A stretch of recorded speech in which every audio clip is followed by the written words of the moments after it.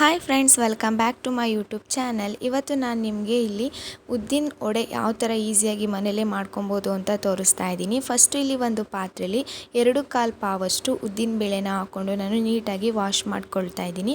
ಒಂದು 5 ನಿಮಿಷನಾದರೂ ನೀಟಾಗಿ ನಾವು ನೀರಲ್ಲಿ ವಾಶ್ ಮಾಡ್ಕೊಬೇಕು ಉದ್ದಿನ ಬೇಳೆನ.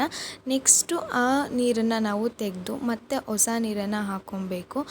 ನಂತರ ನಾವು 3 ಅವರ್ಸು ಇದನ್ನು ನೆನೆಯೋಕ್ಕೆ ಬಿಟ್ಕೊಬೇಕು. ಇವಾಗ ನಾವು 3 ಗಂಟೆಗೆ ನೆನೆ ಹಾಕಿದ್ವಿ ಅಂದರೆ ಒಂದು 6 ಗಂಟೆವರೆಗೂ ಅದು ನೆನಿಬೇಕು. ಸಂಜೆ ನೋಡಿ 2 ಇಂಚು ಆ ಬೇಳೆ ಮೇಲೆ 2 ಇಂಚು ನೀರನ್ನ ಇಟ್ಕೊಬೇಕು. ನಾವು ಇವಾಗ ರೈಸ್ ಇಡ್ತೀವಲ್ಲ ಅದೇ ಥರ 2 ಇಂಚು ಇಟ್ಕೊಂಡು ಈಗ ಕ್ಲೋಸ್ ಮಾಡಿಬಿಟ್ಟು 3 ಅವರ್ಸ್ ಇಡೋಣ. ನೆಕ್ಸ್ಟು ಅದಕ್ಕೇ ಸ್ವಲ್ಪ ಅಂದರೆ ಒಂದು ಪಾವು ಅಲ್ಲ, ಒಂದು ಸ್ವಲ್ಪ ನಮ್ಮ ಕೈಯಲ್ಲಿ ಒಂದು ಸ್ವಲ್ಪ ಅಕ್ಕಿ ಹಾಕ್ಕೊಂಡು ಅದನ್ನು ವಾಶ್ ಮಾಡಿ ಅಕ್ಕಿನೂ ಸಹ ನೆನೆ ಹಾಕ್ಕೊಬೇಕು. ಸ್ವಲ್ಪ ಅಷ್ಟೇ, ನಾನು ನಿಮ್ಗೆ ಇಲ್ಲಿ ತೋರಿಸಿದ್ದೀನಿ ನೋಡಿ, ಸ್ವಲ್ಪ ಅಷ್ಟೇ ಹಾಕಿರೋವಂಥದ್ದು. ಅದನ್ನು ಕ್ಲೋಸ್ ಮಾಡಿ 3 ಅವರ್ಸ್ ನೆನೆಬೇಕು. ಈಗ 3 ಅವರ್ಸ್ ಆಗಿದೆ. 3 ಅವರ್ಸ್ ಆದಮೇಲೆ ನಾವು ಇದನ್ನು ರುಬ್ಕೊಳ್ಳೋಣ. ರುಬ್ಕೋಬೇಕಾದ್ರೆ ಸಾಮಾನ್ಯವಾಗಿ ಮಾಡೋ ತಪ್ಪು ಏನಂದರೆ ನೀರನ್ನ ಆ್ಯಡ್ ಮಾಡಬಾರ್ದು, ಇದಕ್ಕೆ ಹಂಗೇ ರುಬ್ಕೊಬೇಕು.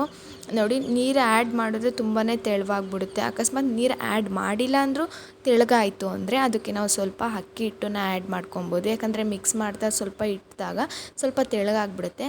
ನೆಕ್ಸ್ಟ್ ಇಲ್ಲಿ 1 ಟೇಬಲ್ ಸ್ಪೂನಷ್ಟು ಸೋಡಾನ ಆ್ಯಡ್ ಮಾಡ್ಕೊಳ್ಳೋಣ.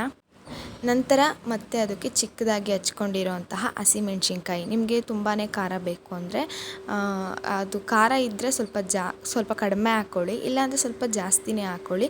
ನೆಕ್ಸ್ಟು ಕರಿಬೇವಿನ ಸೊಪ್ಪು, ಅದನ್ನು ಸಹ ಚಿಕ್ಕದಾಗಿ ಹಚ್ಕೊಬೇಕು. ನೆಕ್ಸ್ಟು ಚಿಕ್ಕದಾಗಿ ಹಚ್ಕೊಂಡಿರೋಂತಹ ಈರುಳ್ಳಿ, ರುಚಿಗೆ ತಕ್ಕಷ್ಟು ಉಪ್ಪು, ಇದು ಚಿಕ್ಕದಾಗಿ ಕಾಯಿನ ಹಚ್ಕೊಬೇಕು. ನೆಕ್ಸ್ಟು ಚಿಕ್ಕದಾಗಿ ತುರಿದಿರೋ ಅಂತಹ ಶುಂಠಿ, ಇಷ್ಟನ್ನು ಹಾಕ್ಕೊಂಡು ನಾವು ನೀಟಾಗಿ ಮಿಕ್ಸ್ ಮಾಡ್ಕೊಬೇಕು. ನೋಡಿ, ಈ ಥರ ಮಿಕ್ಸ್ ಮಾಡಿದ್ಮೇಲೆ ಸ್ವಲ್ಪ ತೆಳುವಾಗುವಂತಹ ಚಾನ್ಸಸ್ ಇರುತ್ತೆ. ಮತ್ತು ಇದಕ್ಕೆ ಮೆಣಸಿನ ಪುಡಿ ಮಿಸ್ ಆಗಿತ್ತು, ಇವಾಗ ತೋರಿಸ್ತಾ ಇದ್ದೀನಿ. ಅದನ್ನು ಸಹ ನೀಟಾಗಿ ಹಾಕ್ಕೊಂಡು ಮಿಕ್ಸ್ ಮಾಡ್ಕೊಬೇಕು. ತುಂಬ ತೆಳುವಾಯಿತು ಅಂದರೆ ಅಕ್ಕಿ ಹಿಟ್ಟು ಆ್ಯಡ್ ಮಾಡ್ಕೊಬೋದು ಅಂತ ಹೇಳಿದ್ನಲ್ಲ. ಇವಾಗ ನಾವು ಮೊದಲೇ ಎಣ್ಣೆ ಕಾಯೋಕ್ಕೆ ಇಟ್ಕೊಂಡಿದ್ವಿ. ಎಣ್ಣೆ ಕಾದ್ಮೇಲೆ ಉಂಡೆಗಳಾಗಿ ಮಾಡಿ ಅದನ್ನು ಈ ಥರ ಮಾಡಿಕೊಂಡು ನೀಟಾಗಿ ಬೇಯಿಸ್ಕೊಬೇಕು. ಇಲ್ಲಾಂದರೆ ನಮಗೆ ಕಾಪಿ ಜಾಲರಿ ಇರುತ್ತೆ ನೋಡಿ, ಅದರಲ್ಲೂ ಸಹ ನಾವು ಮಾಡ್ಕೊಬೋದು. ಮಾಡುವಾಗ ಕೈಗೆ ಸ್ವಲ್ಪ ನೀರನ್ನ ಹಾಕ್ಕೊಬೇಕು, ಇಲ್ಲಾಂದರೆ ಮಾಡೋಕ್ಕಾಗೋದಿಲ್ಲ. ಇವತ್ತಿನ ವಿಡಿಯೋದ ರೆಸಿಪಿ ಇದಾಗಿತ್ತು. ಈ ರೆಸಿಪಿ ನಿಮಗೆ ಇಷ್ಟ ಆಗಿದೆ ಅಂತ ಅಂದ್ಕೊತೀನಿ. ಇಷ್ಟ ಆಗಿದ್ರೆ ನನ್ನ ಚಾನಲ್ನ ನೀವಿನ್ನೂ ಸಬ್ಸ್ಕ್ರೈಬ್ ಮಾಡದೆ ವೀಡಿಯೋಸ್ನ ನೋಡ್ತಾ ಇದ್ದರೆ ಈಗಲೇ ಸಬ್ಸ್ಕ್ರೈಬ್ ಮಾಡ್ಕೊಳ್ಳಿ ಮತ್ತು ಪಕ್ಕದಲ್ಲೇ ಇರುವಂಥ ಬೆಲ್ ಐಕನ್ನ ಕ್ಲಿಕ್ ಮಾಡಿ, ನಿಮಗೆ ನೋಟಿಫಿಕೇಷನ್ ಬರುತ್ತೆ. ಲೈಕ್ ಮಾಡಿ, ಶೇರ್ ಮಾಡಿ. Thank you.